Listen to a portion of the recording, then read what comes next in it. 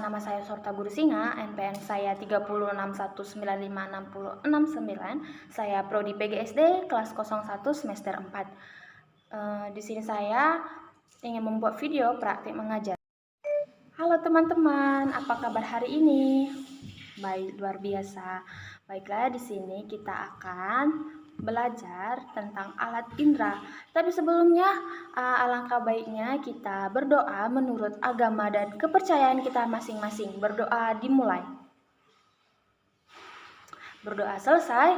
Baiklah, sebelumnya saya akan mengecek daftar hadir dahulu. Jika hadir, katakan hadir.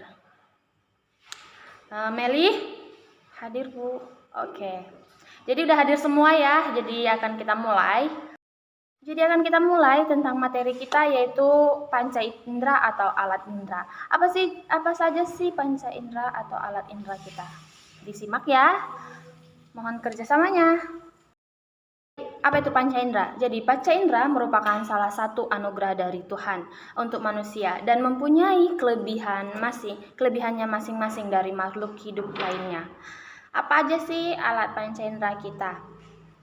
Baik, panca indera atau alat indera yang pertama yaitu kita memiliki mata. Apa sih fungsi mata? Apa itu mata? Jadi, mata adalah organ penglihatan yang mendeteksi cahaya. Yang dilakukan mata yang paling sederhana yang tidak untuk menentukan apakah tentang atau gelap lingkungannya. Mata yang lebih kompleks digunakan untuk memberikan pemahaman visual. Mata memiliki dua organ, yaitu organ luar dan organ dalam, yang masing-masing memiliki fungsi untuk melindungi bagian luar dan dalam dari mata. Bagian organ luar, yaitu bulu mata, terletak dekat sekali dengan mata dan fungsinya menyaring sinar atau cahaya yang akan diterima sebelum masuk ke bola mata.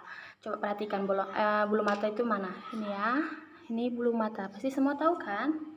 Oke. Kemudian alis mata berada tepat di atas kelopak mata, yaitu ini kan alis, dan memiliki fungsi untuk menanam mata dari air jatuh dari atau seperti keringat dan di saat hujan. Dan apa itu bagian organ dalamnya? Jadi bagian organ dalam atau lensa mata memiliki fungsi untuk memfokuskan cahaya yang masuk ke bagian belakang mata tepat pada retina. Retina atau selaput jala merupakan lapisan yang sangat tipis dari jaringan di dalam mata. Fungsinya yaitu untuk mengangkat sinar cahaya yang masuk ke mata. Impuls cahaya kemudian dikirim ke otak untuk direspon melalui saraf optik.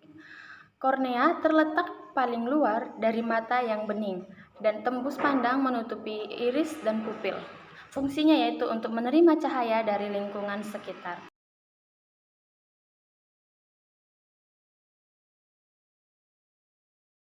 Yang kedua, yaitu telinga. Telinga merupakan alat indera yang berfungsi untuk mendengar suara yang ada di sekitar kita.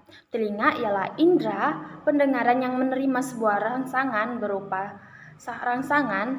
Fungsi lain dari telinga yaitu telinga berfungsi sebagai alat keseimbangan. Baik, cara kerja telinga. Apa saja sih cara kerja telinga itu? Yaitu getaran suara menuju ke daun telinga, lalu menuju saluran telinga, lalu menuju gendang telinga, lalu menuju 3 tulang pendengaran, lalu menuju rumah siput, lalu menuju sel-sel rambut dan dalam organ kortin, lalu menuju sel saraf auditori, dan yang terakhir menuju ke otak. Yang ketiga, indera pembau atau hidung. Hidung ialah alat indera yang kita gunakan untuk menghasilkan suatu lingkungan sekitar atau suatu dari aroma yang dihasilkan. Serabut-serabut pada saraf penciuman terdapat pada bagian atas selaput lendir hidung. Serabut-serabut olfaktori ini mempunyai fungsi untuk mendeteksi rangsangan zat kimia dalam bentuk gas di udara. Bagian-bagian hidung, yaitu yang pertama ada lubang hidung, yaitu mempunyai fungsi untuk keluar masuknya sebuah udara. Yang kedua ada rambut hidung, mempunyai fungsi untuk menyaring sebuah udara yang masuk ketika bernapas. Yang ketiga selaput lendir, mempunyai fungsi sebagai tempat menempelnya sebuah kotoran dan sebagai indera pembau. Kemudian yaitu serabut saraf, Ini mempunyai fungsi untuk mendeteksi zat kimia yang ada pada udara pernafasan. Yang kelima, saraf pembau. Ini mempunyai fungsi untuk mengirimkan bau-bau ke bagian otak. Ya, kemudian cara kerja hidung. Cara kerja hidung yaitu rangsangan atau bau menuju ke lubang hidung, hidung lalu menuju ke epithelium olfaktori, lalu menuju ke mukosa olfaktori, lalu menuju ke saraf olfaktori, lalu menuju ke talamus, lalu menuju ke hipotalamus, dan terakhir menuju ke otak.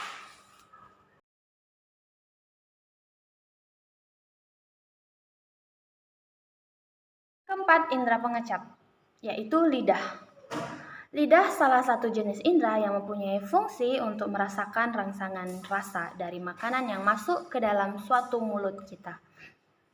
Lidah bisa merespon berbagai jenis dan berbagai macam rasa seperti rasa manis, rasa pahit, rasa asam, dan rasa asin.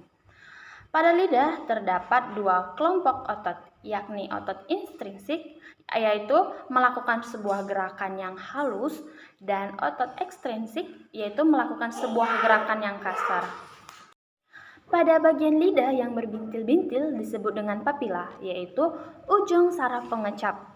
Setiap bintil-bintil saraf pengecap tersebut memiliki kepekaan terhadap rasa tertentu yang berdasarkan letaknya pada lidah. Pada pangkal lidah yang di ujung itu pada pangkal lidah dapat mengecap rasa pahit. Pada tepi lidah untuk mengecap rasa asin dan asam. Tepi-tepi lidah itu untuk mengecap rasa asin dan asam ya. Kemudian, serta pada ujung lidah fungsinya untuk mengecap rasa manis. Kemudian cara kerja lidah, yaitu cara kerja lidah sebagai berikut. Makanan atau larutan berasa menuju ke papila lidah, lalu menuju medula oblongata, lalu menuju talamus, dan yang terakhir menuju ke otak.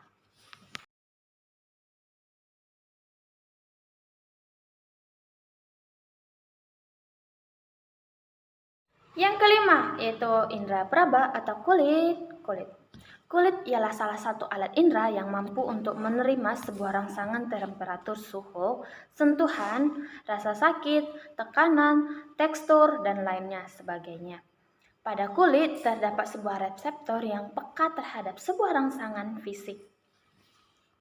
Contohnya yaitu pada sentuhan tekanan, panah, dingin, dan nyeri, reseptor ini juga berupa ujung saraf yang bebas ataupun ujung saraf yang diselubungi sebuah kapsul jaringan ikat. Umumnya, pada setiap jenis reseptor hanya bisa menerima suatu jenis rangsangan saja. Kulit mempunyai fungsi sebagai alat pelindung bagian dalam, misalnya pada otot dan tulang, dan sebagainya.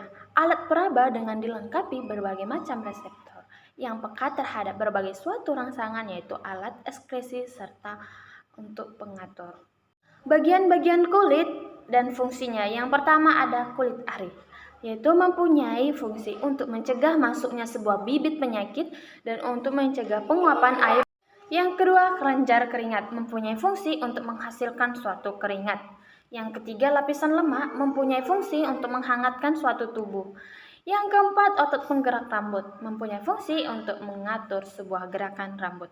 Yang kelima, pembuluh darah mempunyai fungsi untuk mengalirkan darah ke seluruh tubuh.